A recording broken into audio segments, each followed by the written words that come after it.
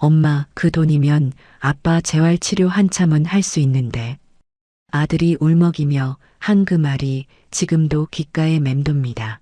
수천만 원, 30년 가까이 약국을 운영하다 정리하고 남편 병원비로 억대의 돈을 쓰고 마지막 남은 전부였습니다.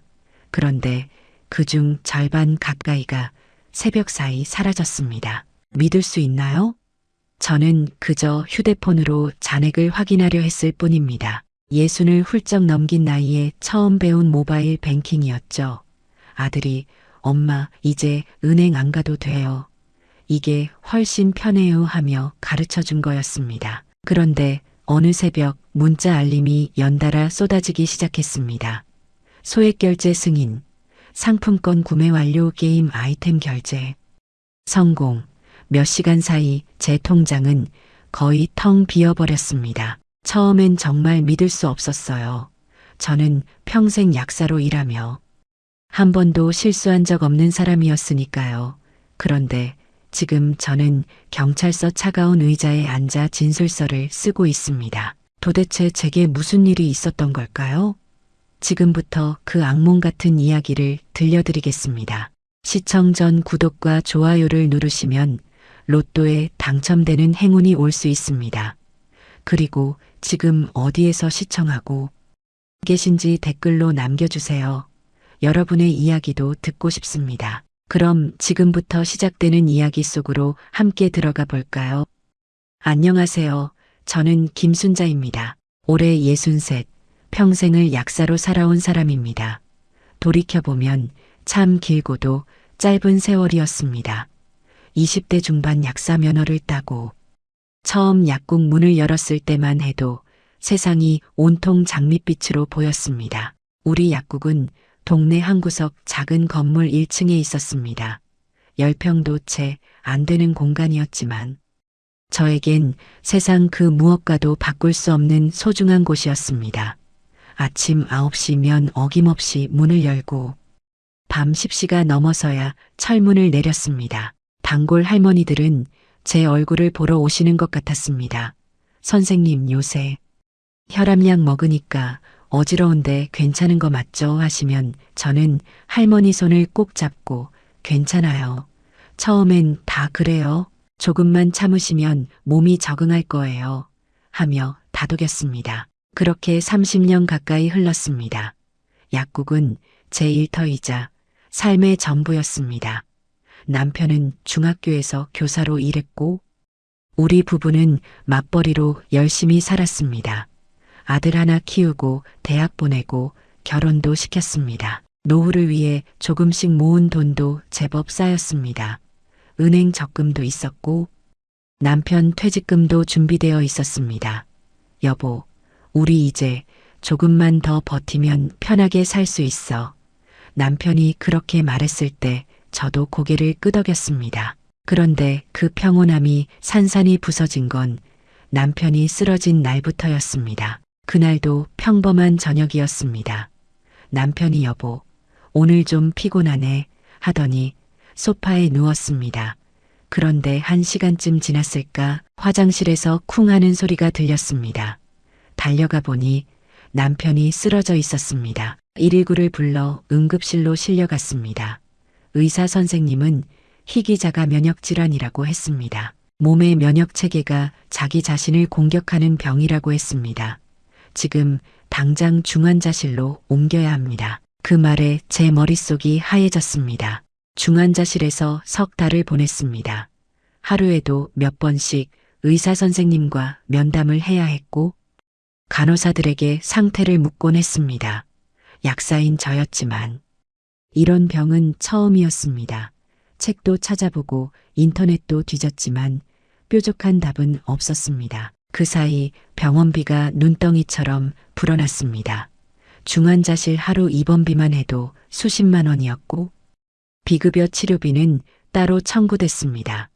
처음엔 보험금으로 충당할 수 있을 거라 생각했지만 보험사는 자가 면역질환은 보장 범위가 아니라며 거절했습니다. 김순자 약사님, 남편분 상태 좋아지셨으니 일반 병실로 옮기겠습니다. 의사 선생님 말에 안도했지만 문제는 그 뒤였습니다. 일반 병실로 옮겨도 간병인을 써야 했고 재활치료비도 만만치 않았습니다. 약국은 열었다 닫았다를 반복했습니다. 아침엔 약국 문을 열고 점심엔 병원에 가서 남편 식사를 챙겨줘야 했습니다. 오후엔 다시 약국으로 돌아와야 했지만 마음이 병원에 가 있으니 일이 손에 잡히지 않았습니다. 결국 대체 약사를 쓰기 시작했습니다. 하지만 대체 약사 비용이 한 달에 수백만 원씩 나갔습니다.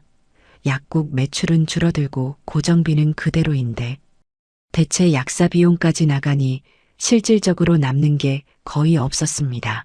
2년이 흘렀습니다. 그 사이 병원비로 나간 돈이 억대를 넘어섰습니다. 은행 적금을 깨고 남편 퇴직금도 대부분 썼습니다. 심지어 제 노후 자금으로 모아둔 돈까지 손을 대야 했습니다. 여보, 미안해. 나 때문에 남편이 병상에서 눈물을 흘렸습니다. 저는 남편 손을 꼭 잡고 말했습니다. 무슨 소리야, 당신 살아있는 게 제일 중요해. 돈은 다시 벌면 돼.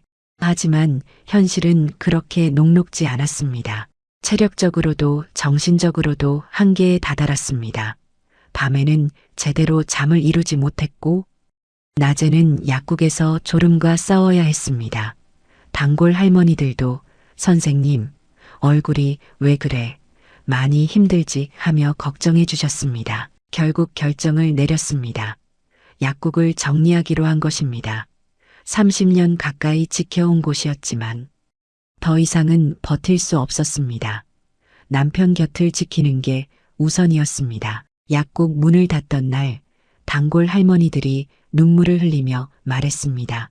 선생님, 우리 이제 어쩌나 다른 약국은 우리한테 이렇게 안 해줘. 저도 울컥했습니다. 할머니, 제가 전화번호 드릴게요. 궁금한 거 있으면 언제든 전화 주세요. 약국 간판을 내리는 날, 저는 빈 약국을 한참 동안 바라봤습니다. 여기가 내 인생이었는데 중얼거리며 마지막으로 철문을 내렸습니다. 폐업 정리 비용까지 빠져나가고 남은 돈은 수천만 원 남짓이었습니다. 살면서 이렇게 손에 쥔 돈이 가벼웠던 적이 없었습니다. 하지만 남편이 조금씩 회복되는 모습을 보며 스스로를 달랬습니다.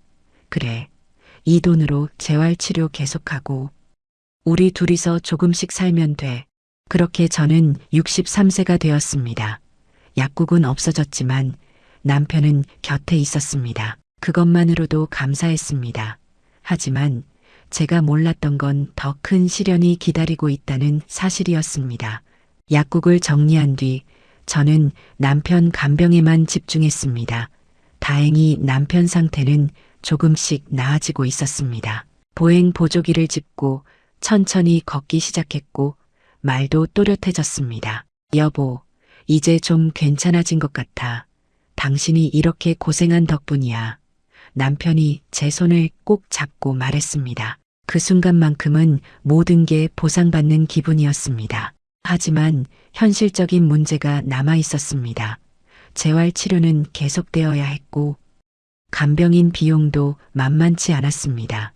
손에 남은 돈으로 얼마나 버틸 수 있을지 계산해보니 빠듯했습니다. 그때 아들이 찾아왔습니다. 엄마, 제가 조금씩이라도 보탤게요. 하지만 아들도 자기 살림이 빠듯하다는 걸 잘 알고 있었습니다. 애들 키우고 집 대출 갚느라 허덕이는데 부모 걱정까지 끼칠 순 없었습니다. 괜찮아. 엄마 아빠가 알아서 할게. 너희 살림이나 잘 챙겨. 아들이 미안해하며 눈시울을 붉히는 모습에 가슴이 아팠습니다. 그러던 어느 날 아들이 제 휴대폰을 들여다보며 말했습니다. 엄마, 요즘은 은행 안 가도 휴대폰으로 다 할 수 있어요. 제가 가르쳐 드릴게요. 저는 고개를 저었습니다. 아니야, 나는 그런 거 어려워. 그냥 은행 가는 게 편해. 하지만 아들이 끈질기게 설득했습니다. 엄마, 아빠 병원 다니시느라 바쁜데. 은행 갈 시간 없잖아요. 이거 배워두시면 진짜 편하세요. 결국 저는 고개를 끄덕였습니다. 아들이 천천히 가르쳐 줬습니다. 여기 이 앱 깔고요. 공인인증서 받고요. 비밀번호 이렇게 입력하시면 돼요. 처음엔 너무 어렵고 복잡했습니다. 버튼 하나 누르는 것도 조심스러웠습니다. 엄마 괜찮아요. 천천히 하세요.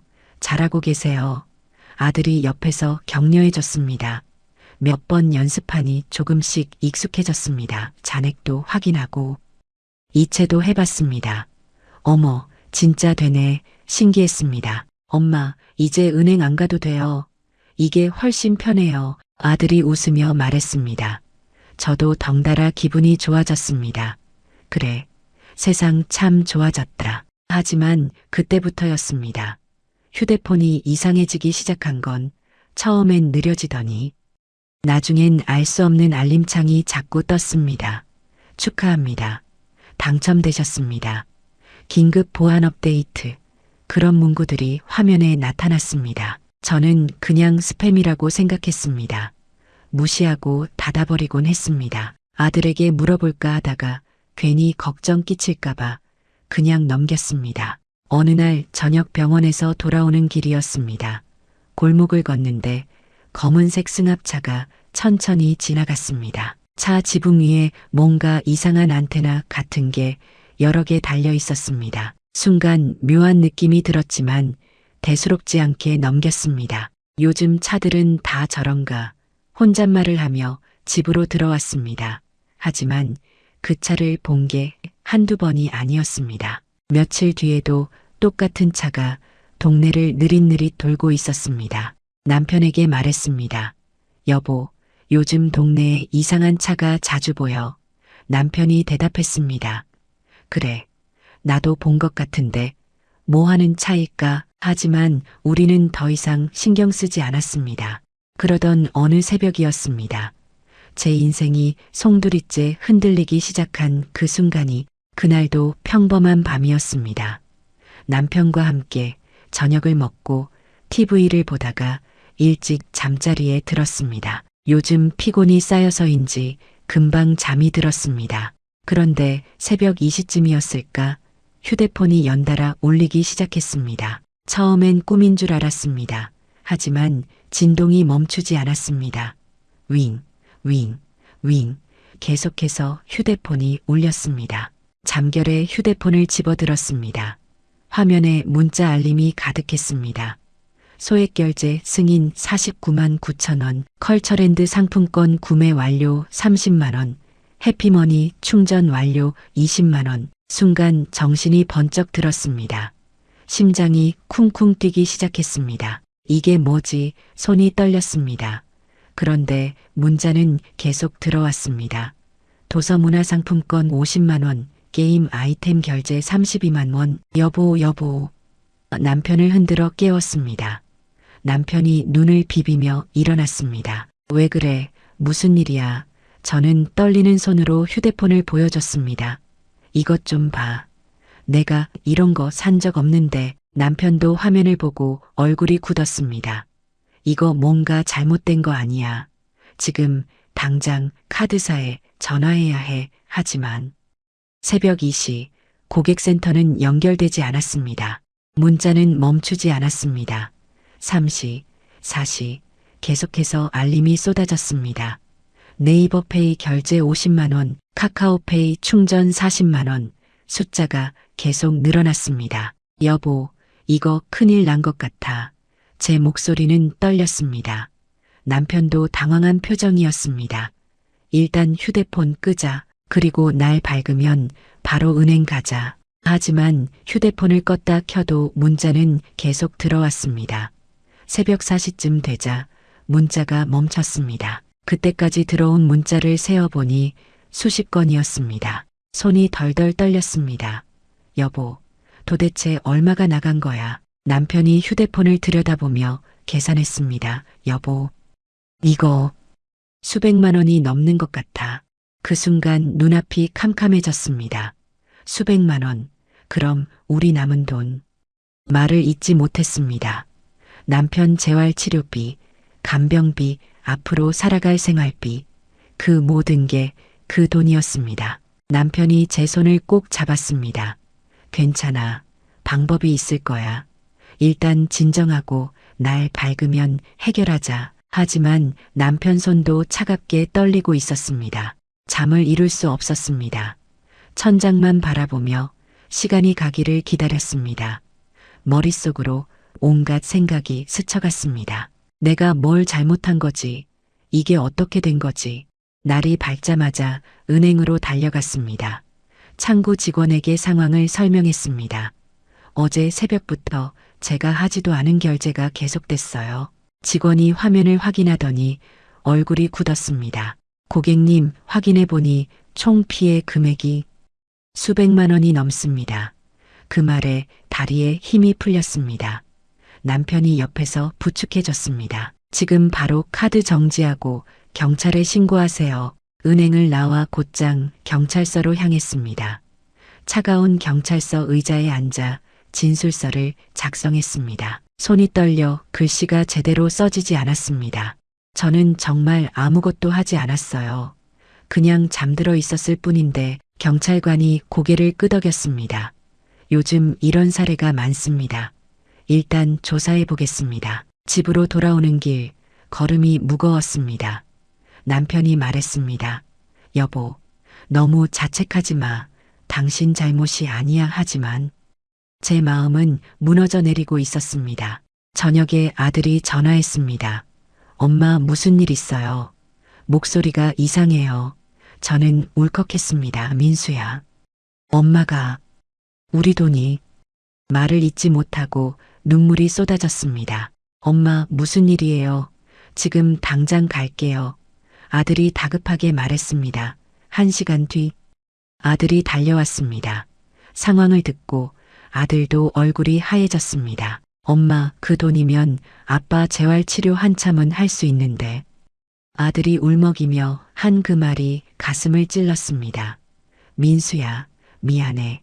엄마가 조심했어야 하는 건데. 아들이 제 손을 꼭 잡았습니다. 엄마 잘못 아니에요. 이거 범죄예요. 엄마가 당한 거예요. 하지만 위로가 되지 않았습니다. 그날 밤 잠들지 못했습니다. 창밖을 바라보며 생각했습니다. 도대체 누가 왜 이런 짓을 한 걸까? 하지만 답은 없었습니다. 경찰서에서 돌아온 뒤 며칠간 제대로 잠을 이루지 못했습니다. 남편은 괜찮아. 경찰이 조사하면 해결될 거야. 하며 위로했지만 불안은 가시지 않았습니다. 아들 민수가 인터넷을 뒤지기 시작했습니다. 엄마, 혹시 비슷한 사례가 있나 찾아볼게요. 한참을 검색하던 민수가 갑자기 소리쳤습니다. 엄마, 이것 좀 보세요. 화면에는 온라인 커뮤니티 게시글이 떠 있었습니다. 새벽에 소액결제 피해 당하신 분 계세요. 댓글이 수십 개 달려 있었습니다. 저도 당했어요. 저도요.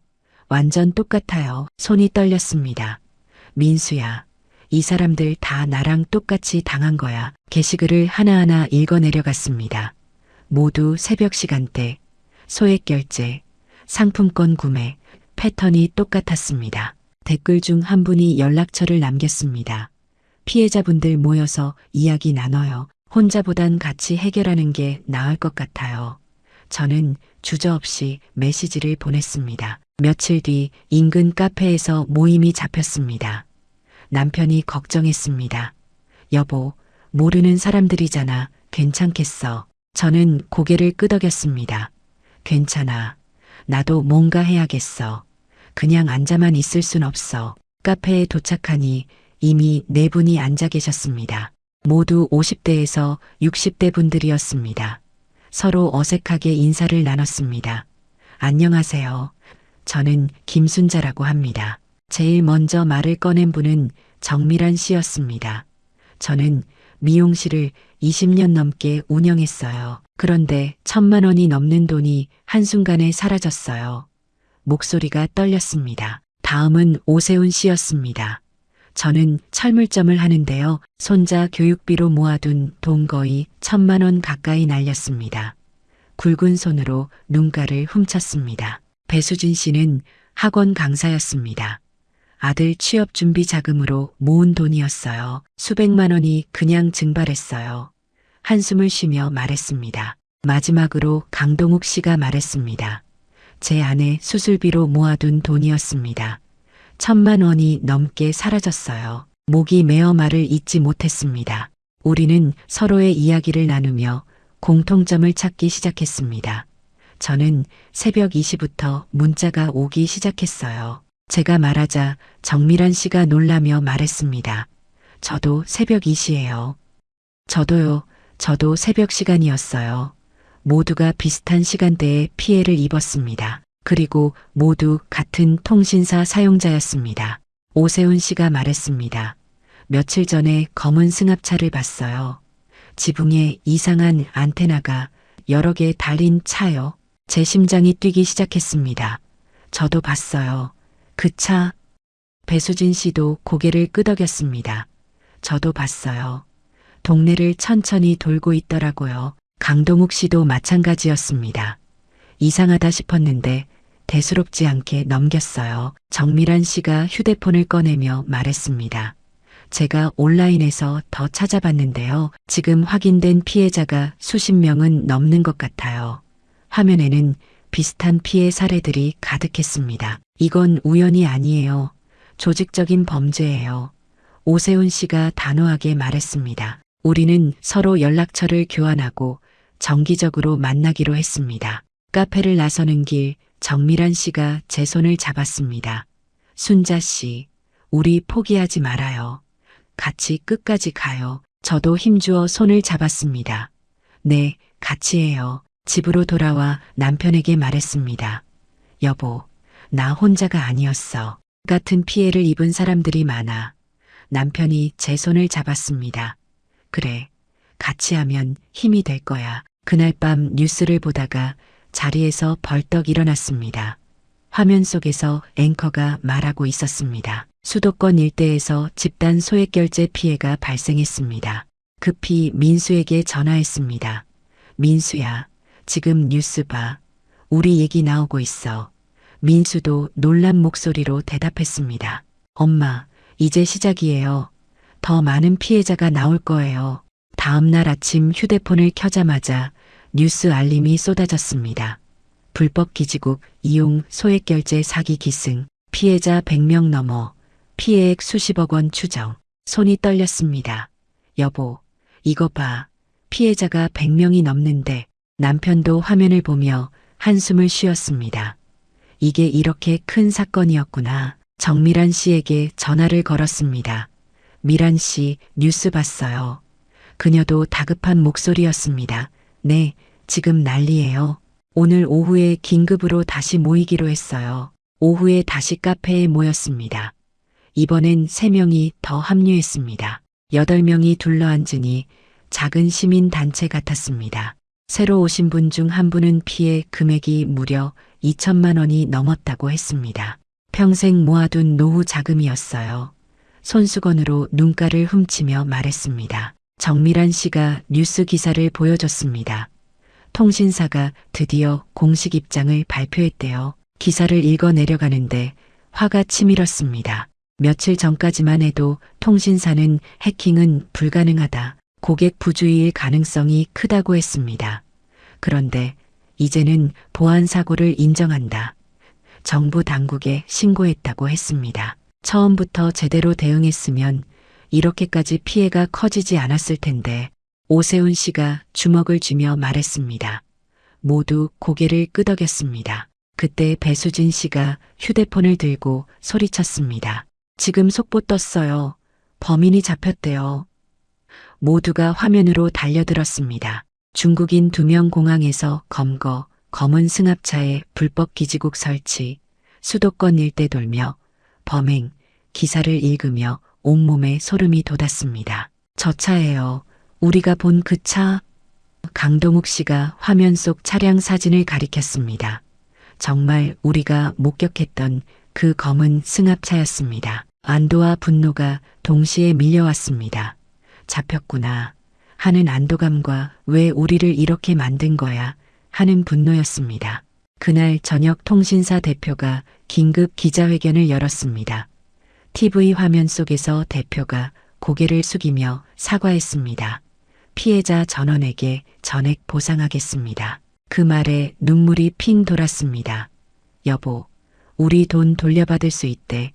남편도 제 손을 꼭 잡았습니다. 정말 다행이야. 이제 재활치료 계속할 수 있겠어. 하지만 기쁨도 잠시, 다음날 통신사에서 온 문자는 차갑게 느껴졌습니다. 피해 확인 및 보상을 위해 경찰 조사 협조, 서류 제출, 내부 심사가 필요합니다. 정미란 씨에게 전화했습니다. 미란 씨, 문자 받았어요. 절차가 복잡한 것 같아요. 그녀도 한숨을 쉬었습니다. 네, 저도 봤어요. 최소 2주는 걸린대요. 2주, 그 시간이 너무 길게 느껴졌습니다. 남편 재활치료비는 계속 나가고 있었고 손에 남은 돈은 점점 줄어들고 있었습니다. 그래도 희망이 보였습니다.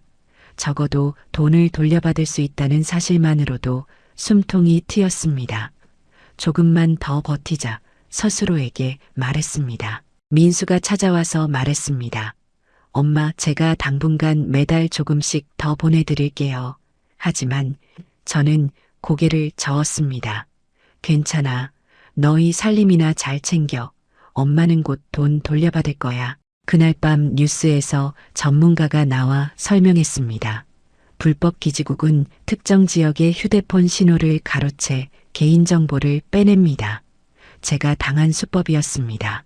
피해를 막으려면 소액결제 기능을 아예 차단하는 게 가장 안전합니다.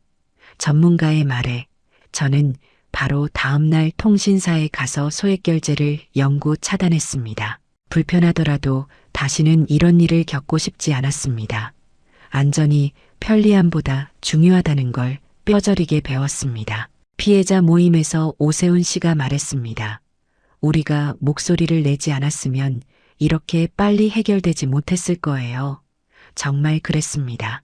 혼자였다면 묻혔을 사건이 언론에 보도되고 범인이 잡히고 보상 약속까지 받았습니다. 함께했기에 가능한 일이었습니다. 우리 끝까지 같이 가요. 정미란 씨가 말했고 모두가 손을 맞잡았습니다. 그 순간 저는 느꼈습니다. 혼자가 아니라 함께할 때 길이 보인다는 것을. 며칠 뒤 통신사에서 온 안내문은 절차가 얼마나 까다로운지를 보여줬습니다. 피해 확인을 위해 경찰 조사에 협조해 주시고 주민등록 등본, 피해 진술서, 통장 거래 내역, 휴대폰 사용 내역을 제출해 주시기 바랍니다. 서류 목록만 봐도 머리가 아팠습니다. 다시 경찰서를 찾아갔습니다. 밝은 형광등 아래 차갑게 울리는 키보드 소리와 서류 넘기는 바스락거림이 긴장을 더 키웠습니다. 담당 경찰관이 제 사건 파일을 확인하며 말했습니다. 김순자 씨, 피해 내역이 불법 기지국 사건과 명확히 일치합니다. 시간대, 지역, 피해 패턴이 완벽히 겹치네요. 그 말에 잠시 안도했습니다. 하지만 보상까지는 시간이 좀 걸립니다. 통신사 내부 심사를 거쳐야 하거든요. 경찰관의 말에 가슴이 답답해졌습니다. 얼마나 걸릴까요? 제가 물었습니다. 보통 2주에서 한 달 정도요. 피해자가 많아서 시간이 좀 더 걸릴 수도 있습니다. 한 달, 그 시간이 너무 길게 느껴졌습니다. 집으로 돌아오는 길 발걸음이 무거웠습니다. 남편 재활 치료는 계속되어야 했고 간병인 비용도 만만치 않았습니다. 손에 남은 돈으로 한 달을 버틸 수 있을까 계산해 봤지만 빠듯했습니다. 그날 저녁 민수가 전화했습니다. 엄마, 제가 회사 동료들한테 부탁해서 조금씩 모금을 받았어요. 많진 않지만. 아들의 목소리가 떨렸습니다. 민수야, 그건 안 돼. 내 체면이 어떻게 되니? 엄마 때문에 내가 그런 거 할 순 없어. 제가 단호하게 말했습니다. 엄마가 평생 저 키운 건 괜찮고 제가 도우면 안 돼요. 민수가 울먹였습니다. 엄마 아빠 고생하시는 거 보는 게 너무 힘들어요. 그 말에 눈물이 핑 돌았습니다. 괜찮아, 민수야. 곧 보상금 들어올 거야. 조금만 기다리면 돼. 너희 살림이나 잘 챙겨. 아들을 안심시키며 전화를 끊었지만 마음이 무거웠습니다. 서류를 준비하는 과정도 고단했습니다. 주민등록등본을 떼러 주민센터에 갔고 은행에 가서 거래 내역을 출력했습니다. 한 장 한 장 복사할 때마다 내가 왜 이런 일을 당해야 하나 하는 억울함이 치밀었습니다.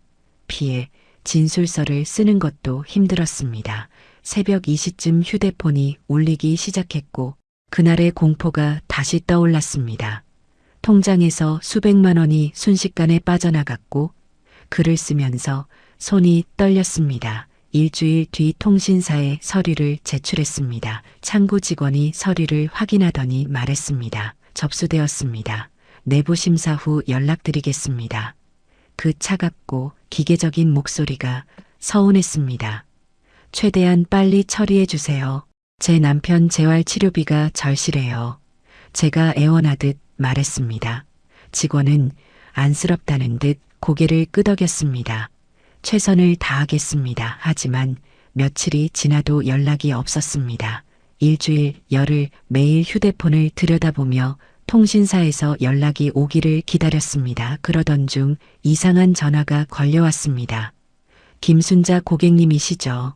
소액결제 피해 보상 빨리 받으실 수 있도록 도와드립니다. 수수료는 보상금의 10%만 내시면 됩니다. 순간 이상하다는 생각이 들었습니다. 민수가 미리 경고해 준 게 떠올랐습니다. 엄마, 2차 사기가 있을 수 있어요. 보상금 관련해서 돈 요구하면 절대 안 돼요. 필요 없습니다. 단호하게 말하고 전화를 끊었습니다. 하지만 그 뒤로도 비슷한 전화가 계속 걸려왔습니다. 빨리 받으시려면 저희가 도와드릴게요. 귀찮을 정도로 전화가 왔습니다. 피해자 모임에서 정밀한 씨도 같은 경험을 했다고 했습니다. 저도 그런 전화 받았어요. 정말 악질이에요. 피해자를 또 노리다니. 오세훈 씨는 아예 번호를 바꿨다고 했습니다. 집 앞에서 수상한 사람이 서성이는 걸 봤어요. 강동욱 씨가 불안한 얼굴로 말했습니다. 혹시 우리 신상이 또 유출된 건 아닐까요? 실제로 온라인 커뮤니티에 제 이름과 대략적인 주소가 올라온 걸 민수가 발견했습니다. 엄마, 이거 빨리 신고해야 해요. 심장이 덜컥 내려앉았습니다. 한번 뚫린 안전망은 다시 믿기 어려웠습니다. 문 열고 들어올 때마다 혹시 누가 따라오지 않았나 뒤를 돌아봤고 밤에는 문단속을 몇 번씩 확인했습니다. 병원에서도 미묘한 시선이 느껴졌습니다. 재활치료를 위해 병원에 갈 때마다 간호사들이 수군거렸습니다. 저분 뉴스에 나온 사람 아니에요. 휴대폰 잘못 써서 그런 거래요. 처음에는 걱정하던 사람들이 시간이 지나자 조금씩 태도가 달라졌습니다. 혹시 부주의해서 그런 거 아니야 하는 뉘앙스를 숨길 수 없었습니다. 피해자인데도 마치 죄인처럼 느껴지는 순간들이 찾아왔습니다. 내가 뭘 잘못했나 스스로 자책하게 되었습니다. 남편도 지쳐갔습니다. 처음에는 괜찮아, 다 해결될 거야 하며 힘이 되어 주었지만 매일 같은 이야기를 반복하는 제 곁에서 피곤함을 감추지 못했습니다. 여보, 미안해. 내가 조심했어야 하는 건데. 제가 말하자 남편이 제 손을 잡았습니다. 당신 잘못이 아니야. 그만 자책해. 하지만 남편 얼굴에도 지친 기색이 역력했습니다. 2주가 지났지만 통신사에서는 여전히 연락이 없었습니다. 참다 못해 고객센터에 전화를 걸었습니다. 제 보상은 언제쯤 처리되나요? 고객님, 현재 내부 심사가 진행 중입니다. 조금만 더 기다려 주시기 바랍니다. 상담원의 기계적인 목소리에 화가 치밀었습니다. 제 남편 재활 치료가 급해요. 빨리 처리해 주세요. 목소리가 떨렸습니다. 최선을 다하고 있습니다. 똑같은 대답만 돌아왔습니다. 수화기를 내려놓으며 허공에 소리치고 싶었습니다. 범인은 잡혔고 통신사는 사과했는데 왜 우리는 여전히 고통받고 있는 걸까? 민수가 다시 전화했습니다. 엄마, 제가 회사에 대출 신청할게요. 당장 급한 거 쓰세요. 아들의 목소리에서 절박함이 느껴졌습니다. 안 돼. 민수야. 내가 빚을 지게 할 순 없어. 제가 단호하게 말했습니다. 엄마는 곧 돈 받을 거니까 조금만 더 버티면 돼 하지만 마음은 무너져 내리고 있었습니다. 손에 남은 돈은 점점 줄어들고 있었고 남편 재활 치료비는 계속 나가고 있었습니다. 밤이면 불안이 밀려왔습니다. 혹시 보상을 못 받으면 어떡하지? 남편 치료를 중단해야 하는 건 아닐까? 온갖 걱정이 머릿속을 채웠습니다. 그래도 포기할 수 없었습니다. 피해자 모임 사람들이 있었기 때문입니다. 순자 씨, 우리 조금만 더 버텨요. 정밀한 씨가 전화로 위로해줬습니다. 3주째가 되던 날 드디어 통신사에서 연락이 왔습니다. 김순자 고객님, 피해 보상 절차가 완료되었습니다. 그 말에 숨이 턱 막혔습니다. 정말요? 그럼 언제 입금되나요? 떨리는 목소리로 물었습니다. 이번 주 안으로 입금 예정입니다. 상담원의 대답에 눈물이 핀 돌았습니다. 전화를 끊고 남편에게 달려갔습니다. 여보, 보상금 나온대. 이번 주 안으로 들어온대. 남편도 제 손을 꼭 잡았습니다. 정말 다행이야. 이제야 숨통이 트이겠어. 돌아온 희망 3주 넘게 기다린 끝에 드디어 그날이 왔습니다. 아침에 일어나자마자 휴대폰을 확인했습니다. 혹시나 하는 마음에 은행 앱을 열었습니다. 화면에 입금 알림이 떠 있었습니다. 입금 10,000원 숫자를 확인하는 순간 가슴속 깊이 쌓여있던 긴장이 풀리며 눈물이 왈칵 쏟아졌습니다. 여보, 여보. 남편을 불렀습니다. 남편이 놀라서 달려왔습니다. 왜 그래? 무슨 일이야? 저는 휴대폰 화면을 보여줬습니다. 들어왔어. 보상금 들어왔어. 남편도 화면을 보고는 제 손을 꼭 잡았습니다. 정말 다행이야. 이제 재활치료 계속할 수 있겠어.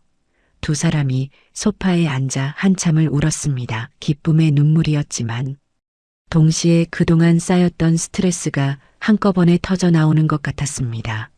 참 힘들었어. 남편이 중얼거렸습니다. 응, 정말 힘들었어. 제가 대답했습니다. 한숨 돌리고 민수에게 전화했습니다. 민수야, 엄마야, 보상금 들어왔어. 전화 너머로 민수가 안도의 한숨을 쉬었습니다. 엄마 정말 다행이에요. 얼마나 걱정했는지 몰라요. 이제 괜찮아. 아빠 재활치료도 계속할 수 있고 당분간은 걱정 없을 것 같아. 제가 말하자 민수가 말했습니다. 엄마 정말 수고 많으셨어요. 끝까지 포기하지 않으셔서 감사해요. 정미란 씨에게도 전화를 걸었습니다. 미란 씨는 저 보상금 받았어요. 그녀도 기뻐하며 말했습니다. 저도 어제 받았어요. 정말 다행이에요. 우리 다 같이 만나서 축하하는 게 어때요? 제가 제안하자 미란 씨가 좋다고 했습니다. 좋아요. 다른 분들한테도 연락해 볼게요. 며칠 뒤 피해자 모임이 마지막으로 열렸습니다. 카페 창가로 봄 햇살이 비스듬히 쏟아져 들어오고 테이블 위에 커피잔에서 김이 피어올랐습니다. 모두 보상받으셨죠? 정미란 씨가 물었고 모두가 고개를 끄덕였습니다. 정말 길고 힘든 시간이었어요. 배수진 씨가 말했습니다. 오세훈 씨가 말했습니다. 우리가 혼자였으면 이렇게 빨리 해결되지 못했을 거예요. 함께해서 가능했던 일이에요. 모두가 공감하며 고개를 끄덕였습니다. 강동욱 씨가 덧붙였습니다. 정부와 통신사가 보안을 더 강화하지 않으면 이런 일은 또 생길 거예요. 정말 그랬습니다. 우리가 겪은 일을 다른 사람들에게 알려야 해요. 예방에 도움이 되도록 정미란 씨가 말했습니다. 저도 고개를 끄덕였습니다. 네, 저도 주변 분들한테 많이 알리고 있어요. 우리는 서로의 손을 맞잡으며 앞으로도 연락을 이어가기로 약속했습니다. 힘든 일이 있으면 언제든 연락해요. 우리 이제 가족이나 마찬가지예요. 카페를 나서는 길 따뜻한 봄바람이 불어왔습니다. 겨울 내내 얼어붙었던 마음이 조금씩 녹는 것 같았습니다. 집으로 돌아와 남편과 마주 앉았습니다. 여보, 이제 재활치료 계속하자. 조금씩 좋아지고 있잖아. 제가 말하자 남편이 제 손을 잡았습니다. 여보, 이번 일 겪으면서 당신이 얼마나 강한 사람인지 알았어. 남편의 말에 눈물이 났습니다. 나도 몰랐어. 내가 이렇게까지 할 수 있을 줄은. 며칠 뒤 병원에 갔습니다. 재활치료를 하는 남편을 지켜보며 마음이 뿌듯했습니다. 의사 선생님이 말했습니다. 많이 좋아지셨어요. 이제 보행 보조기 없이도 조금씩 걸을 수 있겠네요. 정말요? 제가 놀라서 물었습니다. 네, 꾸준히 치료받으신 덕분입니다. 의사 선생님의 말에 가슴이 벅찼습니다. 남편이 보행 보조기 없이 천천히 걸어오는 모습을 보며 눈물이 핑 돌았습니다. 여보, 다 당신 덕분이야. 포기하지 않아줘서 고마워. 남편이 제 손을 잡았습니다.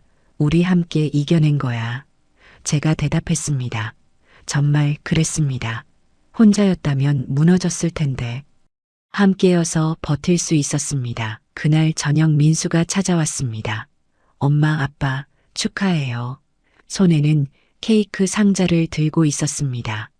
민수야, 이게 뭐야? 제가 물었습니다. 엄마, 아빠 고생하셨다고 작은 선물이에요. 민수가 웃으며 말했습니다. 세 식구가 둘러앉아 케이크를 나눠 먹었습니다. 엄마, 이번 일 겪으면서 엄마가 정말 대단하다고 느꼈어요. 민수가 말했습니다. 어떤 어려움이 와도 포기하지 않고 끝까지 싸우는 모습이 정말 멋있었어요. 그 말에 가슴이 뜨거워졌습니다. 고마워, 민수야. 내가 옆에 있어서 엄마가 힘낼 수 있었어. 세 식구가 손을 맞잡고 한참을 웃었습니다. 그날 밤 침대에 누워 창밖을 바라봤습니다. 별이 반짝이고 있었습니다. 지난 몇 달간의 일들이 주마등처럼 스쳐갔습니다. 새벽에 울리던 휴대폰, 통장에서 사라진 돈, 경찰서 차가운 의자, 피해자들과의 만남, 언론 보도, 범인 검거, 그리고 마침내 돌아온 돈, 정말 롤러코스터 같은 시간이었습니다. 하지만 이제는 확실히 말할 수 있습니다. 돈은 돌려받을 수 있어도 한 번 잃은 신뢰와 안정감은 쉽게 회복되지 않는다는 것을, 그래서 앞으로는 더 조심하며 살아야겠다고 다짐했습니다. 소액결제는 이미 영구 차단했고 휴대폰 사용도 더 신중해졌습니다. 하지만 동시에 깨달았습니다. 아무리 조심해도 개인이 막을 수 없는 범죄가 존재한다는 것을, 그리고 그럴 때 혼자서는 절대 버틸 수 없다는 것을. 피해자들과의 연대, 언론의 힘, 그리고 포기하지 않는 마음, 그것들이 모여 결국 문제를 해결했습니다. 이제 새로운 시작이야. 스스로에게 말하며 눈을 감았습니다. 내일은 더 나은 날이 될 거라는 희망을 품고 예상치 못한 전화 한 통이 걸려왔습니다. 김순자 선생님이시죠? 저는 동네 복지관 관장입니다. 네. 무슨 일이세요? 제가 물었습니다. 선생님, 혹시 시간 되시면 저희 복지관에 한번 들러주실 수 있으세요? 제안 드릴 게 있어서요. 궁금한 마음에 며칠 뒤 복지관을 찾아갔습니다. 관장님이 반갑게 맞아주셨습니다. 선생님, 오시느라 수고하셨습니다. 무슨 일로 저를 부르신 건가요? 제가 물었습니다. 관장님이 미소 지으며 말했습니다. 선생님께서 30년 가까이 약사로 일하셨다고 들었어요. 저희 복지관에서 어르신들 대상으로 올바른 약 복용법 강의를 해주실 수 있을까요? 순간 놀랐습니다. 제가요. 하지만 저는 약국을 정리한 지 이미 오래됐는걸요. 관장님이 고개를 저었습니다. 괜찮습니다. 오히려 그 긴 경험이 더 소중한 거예요. 어르신들이 잘못된 방법으로 약을 드시는 경우가 많아요. 전문가 분이 제대로 알려주시면 큰 도움이 될 거예요. 관장님의 말에 마음이 움직였습니다. 주 2회, 한 번에 2시간씩이고 강사료도 드립니다.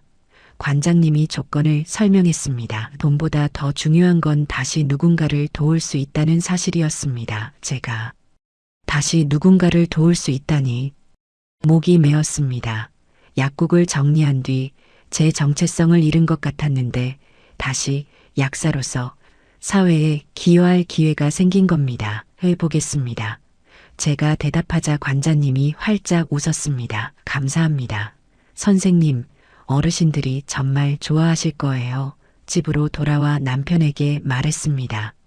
여보, 나 복지관에서 강의하게 됐어. 남편이 놀라며 물었습니다. 정말 무슨 강의인데 어르신들한테 약 복용법 알려주는 거야. 제가 설명하자 남편이 제 손을 잡았습니다. 정말 잘 됐다. 당신한테 딱 맞는 일이야. 응, 나도 그렇게 생각해. 다시 누군가를 도울 수 있다는 게 너무 기뻐. 남편과 마주보며 웃었습니다. 첫 강의 날이 다가왔습니다. 떨리는 마음으로 복지관에 도착했습니다.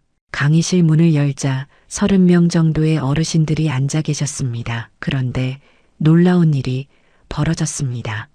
앞줄에 앉아 계신 분들이 약국 단골 할머니들이었습니다. 선생님, 우리 선생님이다. 할머니들이 반가워하며 박수를 쳤습니다. 눈물이 핑 돌았습니다. 할머니들, 여기 계셨네요. 할머니 한 분이 말했습니다. 선생님이 강의하신다길래 우리가 다 왔지. 선생님 약 설명이 제일 알아듣기 쉬워 강의를 시작했습니다. 안녕하세요. 저는 30년 가까이 약국에서 일한 약사 김순자입니다. 제 목소리는 떨렸지만 힘이 있었습니다. 오늘은 어르신들께서 평소에 드시는 약을 올바르게 복용하는 방법에 대해 말씀드리려고 합니다. 어르신들이 집중해서 들어주셨습니다. 혈압약은 아침에 드시는 게 좋고요. 식후 30분에 드시는 약과 식전 30분에 드시는 약을 구분하셔야 합니다. 하나하나 설명해 나갔습니다. 질문도 많았습니다. 선생님, 저는 당뇨약이랑 혈압약을 같이 먹는데 괜찮은 건가요? 네, 괜찮습니다. 다만 시간을 조금 띄워서 드시는 게 좋아요. 이 시간이 금방 지나갔습니다. 강의가 끝나자 어르신들이 다가와 말했습니다. 선생님, 정말 도움이 많이 됐어요. 다음에 또 오세요. 강의실을 나서는 길 가슴이 벅차올랐습니다. 제가 다시 필요한 사람이 됐구나 중얼거렸습니다. 약국은 없어졌지만 어르신들이 열심히 들어주시더라. 남편이 웃으며 말했습니다. 당연하지. 당신은 훌륭한 약사니까. 며칠 뒤 민수가 소식을 전했습니다.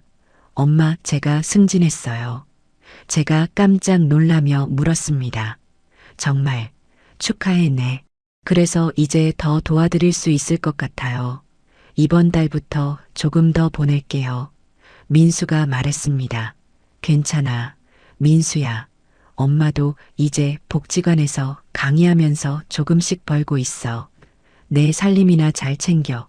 제가 말하자 민수가 웃었습니다. 엄마 정말 대단하세요. 이런 힘든 일을 겪고도 다시 일어서시다니. 민수의 말에 가슴이 뜨거웠습니다. 시간이 흐르며 일상이 조금씩 자리를 잡아갔습니다. 남편은 재활치료를 계속하며 점점 좋아졌고 저는 복지관 강의를 하며 보람을 느꼈습니다. 어느 날 강의가 끝나고 한 할머니가 다가왔습니다. 선생님, 저희 아들이 요즘 이상한 문자를 많이 받는다는데 혹시 사기 아닐까요? 제가 자세히 물어보니 제가 당한 것과 비슷한 수법이었습니다. 할머니, 그거 조심하셔야 해요. 절대 링크 누르지 마시고 소액결제 기능 차단하세요. 할머니가 고개를 끄덕이며 말했습니다. 선생님, 고맙습니다. 선생님 말씀 안 들었으면 큰일 날 뻔했네요. 그 순간 깨달았습니다. 제가 겪은 고통이 헛되지 않았다는 것을, 제 경험이 다른 사람을 보호하는 방패가 될 수 있다는 것을. 강의 시간에 제 경험을 조금씩 나누기 시작했습니다. 사실 저도 얼마 전에 비슷한 피해를 입었어요. 어르신들이 놀라며 귀 기울였습니다. 새벽에 휴대폰 문자가 계속 오고 통장에서 돈이 빠져나갔어요. 제 이야기를 들으며 어르신들이 진지한 표정을 지었습니다. 그래서 여러분께 꼭 말씀드리고 싶어요. 소액결제 기능은 꼭 차단하시고 이상한 문자나 전화는 절대 믿지 마세요. 어르신들이 고개를 끄덕였습니다. 그리고 혹시 피해를 당하시면 혼자 고민하지 마시고 바로 경찰에 신고하세요. 창피해하실 필요 없어요. 누구나 당할 수 있는 일이니까요. 제 목소리에 힘이 실렸습니다. 강의가 끝나고 여러 어르신들이 감사 인사를 했습니다. 선생님 이야기.